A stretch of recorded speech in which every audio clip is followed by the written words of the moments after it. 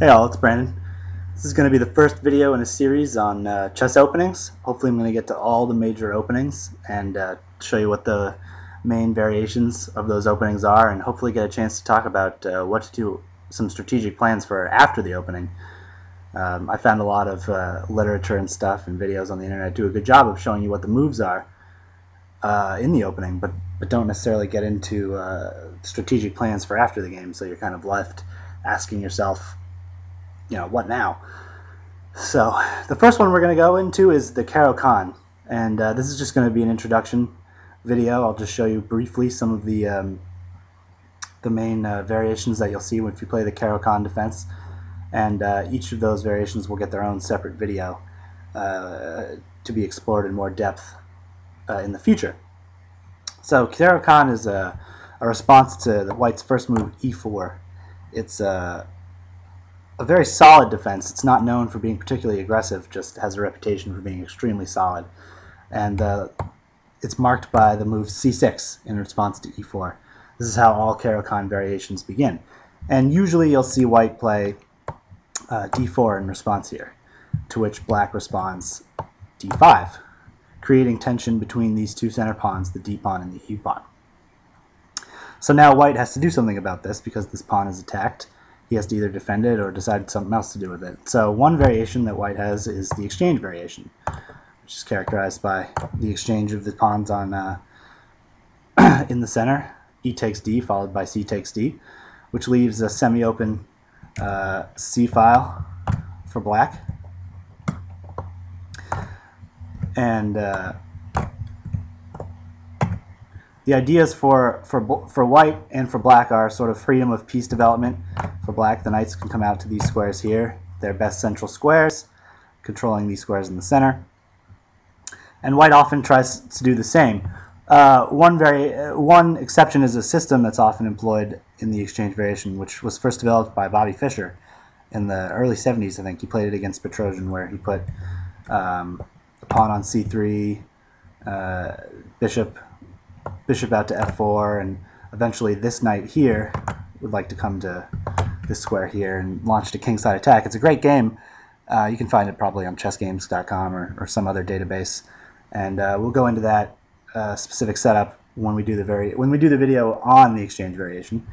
So other options that white has is after d5 to push the pawn e5. This is called the advanced variation, so named because of the advance of the e pawn to e5. And what white's trying to do in this situation is first to gain some kingside space, and also to gain control over this square here, the f6 square, which is black's knight's best development square.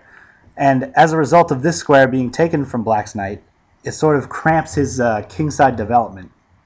It makes it a little trickier for black's kingside to get developed. So, but what you'll often see black do is bring his bishop out here to f5, and then something like knight comes out, and then e6, hoping to get white to exchange the bishops with something like bishop to d3 after the bishop exchange. Now black can play c5 at some point and get this sort of structure like the French defense advanced variation, but without the bad bishop. The bishop, which used to sit here in the French defense, is usually blocked in by these pawns and can be a tricky piece to develop. Now black gets this structure of the French defense, but doesn't have this bad piece. It's already been exchanged. So that's the advanced variation. Another variation that white can employ, and is probably the most common, is the mainline knight c3 variation, at which point black's best move here is to take. They exchange pieces, and we go into a 11 or 12 move theory line that I'll go into more depth later, that goes something like this. Usually white pushes here. The idea is white wants to exchange these bishops,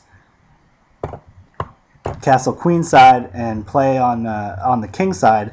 If black decides to castle king side, then this pawn here can be a strength in attacking the king side, and also it could be a strength in the endgame. We'll get more into that in the mainline video. Another option for white is to play after d5 to play f3.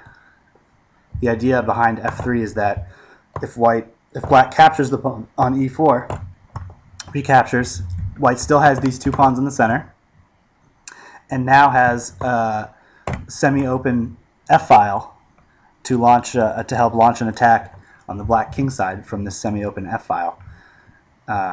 This is one of the lesser played variations. The first three that I mentioned already are the three most common.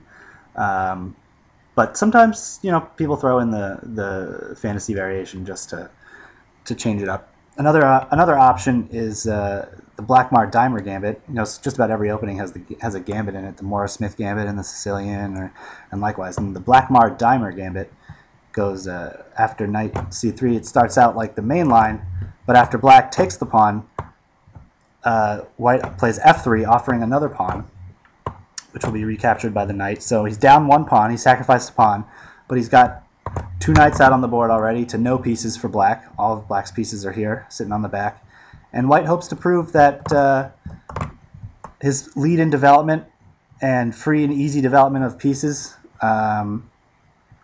is going to give him compensation for this pawn that he sacrificed, and he'll likely be launching an attack on the king side, a lot like either the King's Gambit or the Morris-Smith Gambit, or something aggressive with little regard for material. Often is the case.